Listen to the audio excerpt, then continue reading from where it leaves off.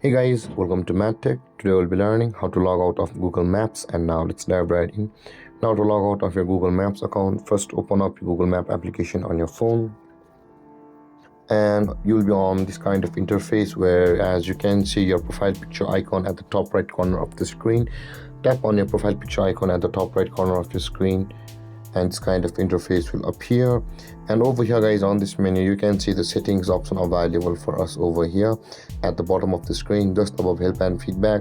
Tap on settings, and over here if you scroll down at the bottom, you can see there it says the sign out of Google Maps at the bottom of the list. In order to log out of Google Maps on your phone, tap on sign out of Google Maps, and all of the accounts whichever you have logged into your Google Maps won't be available over here.